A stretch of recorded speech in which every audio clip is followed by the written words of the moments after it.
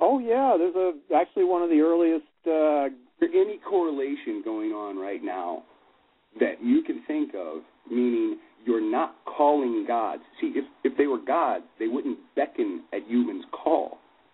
See, is there anything that just from this... Maybe they just don't want us to attack them with our jet planes like we tend to do. What I'm saying is maybe with the idea of the Tales of Solomon, do you realize that not gods that you're calling demons, just like in the Tales of Solomon? You're assuming that everything is to be put into one of two boxes. Here's the good box, here's the evil box. The world just doesn't work that way. There are many spirits. Some of them are... Lex Will. Yes, sir. God. Lex Will. I'm glad you brought that. I'm glad you brought that back up. Hold up, Steve, because the reason I asked is because something in Scripture that probably Steve never seen, and I wanted to bring it up so Steve can look at it.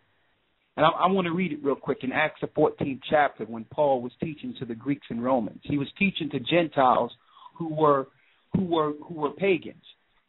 Oh, right. Is that on the Hill of Mars, I think, or in Athens? No, not that one in particular. Okay. But there was a Hill of Mars there. In Acts the 14th chapter, in the 9th verse, it says, "Then the same heard Paul speak, who steadfastly beholding him and perceiving that he had faith to be healed, said with a loud voice, Stand upright on thy feet. And he leaped and walked.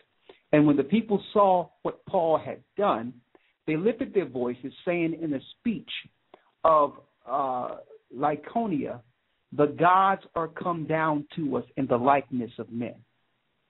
And they called Barnabas Jupiter, and Paul Mercurius, which is Mercury, because he was the chief speaker." That passage? Huh.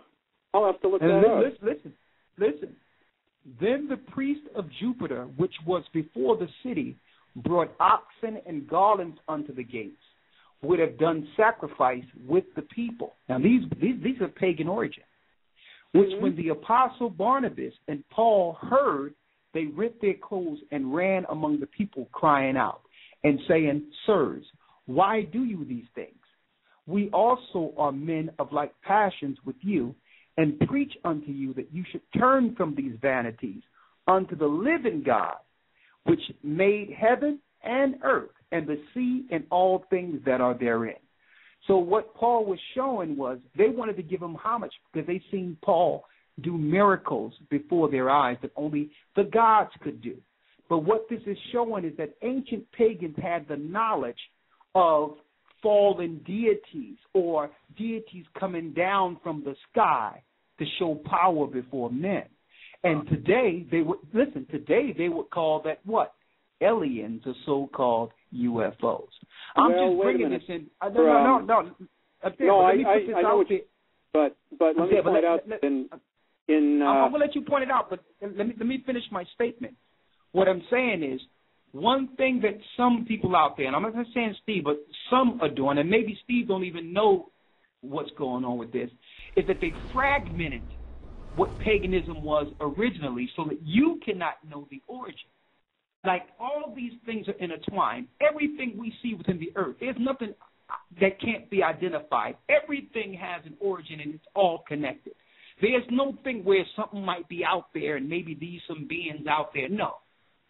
Everything, the whole universe is attached, including what we see, which what they call unidentified. But who can identify it?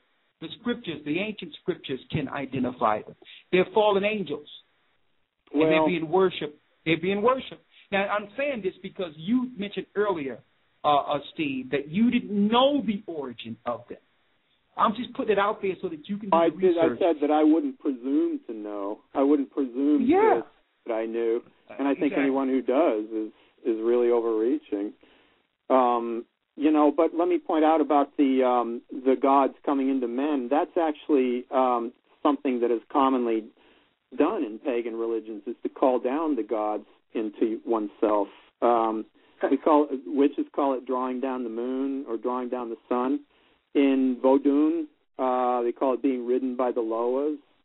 and and it's all around the world. In pagan religions, there are different ways of being inhabited by the gods, so that you can do those kinds of healing acts and healing works. So probably what they were thinking was, these people have,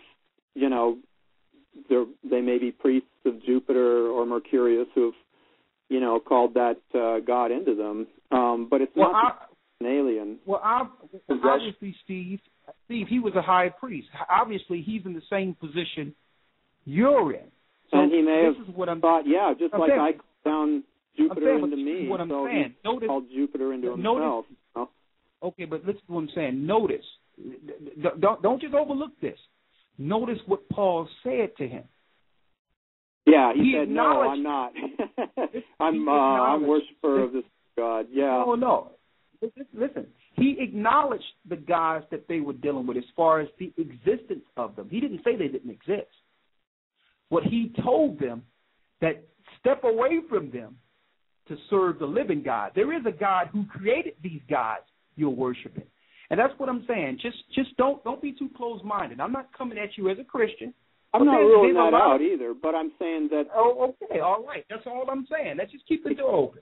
All right, I'm going to yield now. I'm yielding. I will point out that we actually do, in the Wiccan tradition, have a name for the God who's the origin of all things, which I don't even know, we don't even call it a God. It's beyond that, kind of the principle, the all-pervading, the all-knowing, ever-present, and we call it the Drighton, which is an old Anglo-Saxon word that some people think originally meant Lord, but... and it sounds like dragon.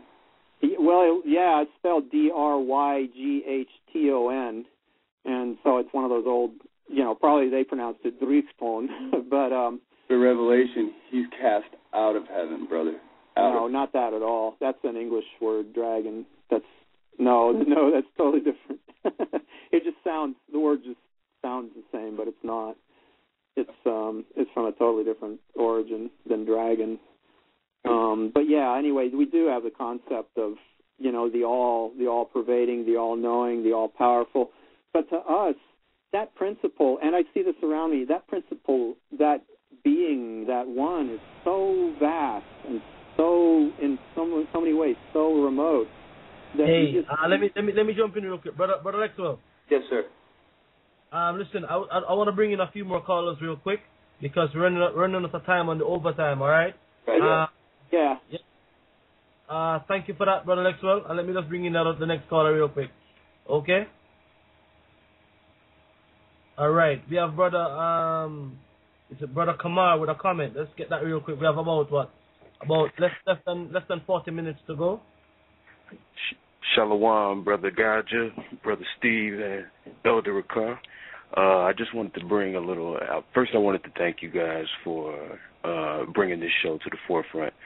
And secondly, I wanted to thank Stephen for his candor when dealing with this situation. But what I wanted to go into, I wanted to ask a question as well.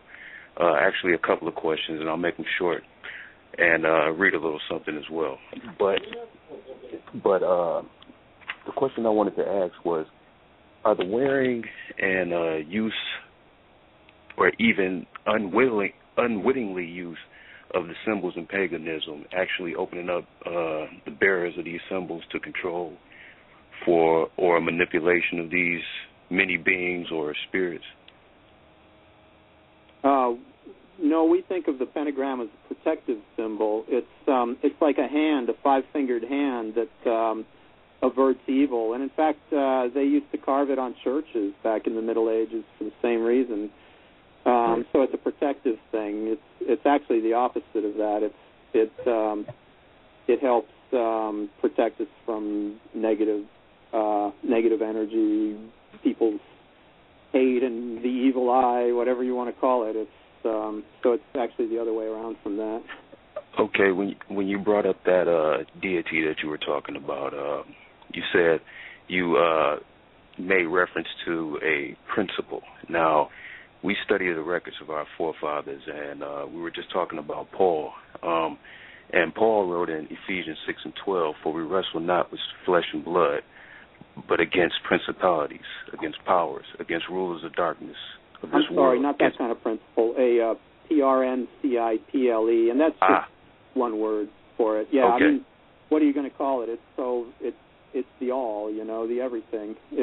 Okay, but would you call those spirits principalities or location? Where are they located? The powers, or what would you call these spirits? That goes back to in ancient the Neoplatonic philosophers in ancient Roman times, right before Christianity. They several of them kind of saw or developed this whole hierarchy of spirits. The idea was that just as there are, I think the idea was just as there are hierarchies on Earth, like there's an emperor, and then there's princes, and then there's all these different provinces and that sort of thing, that there must be the same way in the heavens, so there are principalities and there are powers, and they all have this rule and so forth. And it's kind of really what it all kind of,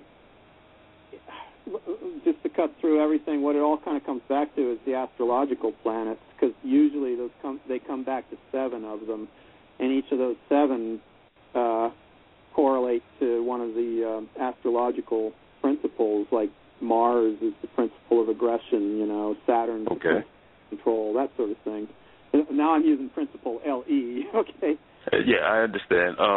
But you didn't let me finish the verse. It says, against rulers of darkness of this world, against spiritual wickedness in high places. Mars, i.e. Jupiter, i.e. all of those other celestial bodies, as you call them, are high places. I wanted to go into something as well. You're familiar with the prophet Enoch? Somewhat, yeah. Okay, and this alludes to what the elder was talking about earlier, just to piggyback off of him and Brother Lex will. In the book of Enoch, chapter 8, verse 1 through 4, and I'll read it really quickly, it says, And Azazel taught men to make swords and knives and shields and breastplates, and made known to them of metals of the earth, and the art of working them, and bracelets and ornaments, and the use of antimony, and the beautifying of the eyelids, and all kinds of costly stones, and all coloring tinctures. Verse 2, And there arose much godlessness, and they committed fornication, and they were led astray and became corrupt in all their ways. Verse 3, Samjaza taught enchantments and root cuttings, Amoros the resolving of enchantments, Barachiel taught astrology, Kokabel the constellations, Ezekiel the knowledge of the clouds, Arachiel the signs of the earth, Shamshamel the signs of the sun, and Sariel the course of the moon. As men perished, they cried, and their cry went up to heaven. The reason I brought that out is because those all seem to be the model of paganism as far as root cuttings and signs and astrological signs and all of those things. Could you expound on that a little bit? There are a lot of, you look in a lot of different indigenous religions, and they'll say, this is the spirit that taught that, and this is the spirit that taught that, and they're names for the gods that rule those things. In paganism, I know they differ. But what they're really, so what they'll do in these Old Testament passages, they'll take that and stick it in and call it evil, but in reality, it's what it is. It's like a system for accessing those things. We call it the art of correspondences. And just like the brother said earlier, everything is interconnected. That's what our whole idea is too, is that everything is interconnected, and it's interconnected in certain ways. And and you use, by understanding those ways, you can access them and change them for the better. So it's like with the astrological system, what you would have found in a lot of medieval magic books is they would take those names that are in the Book of Enoch and connect them to the planets that they figured. Right.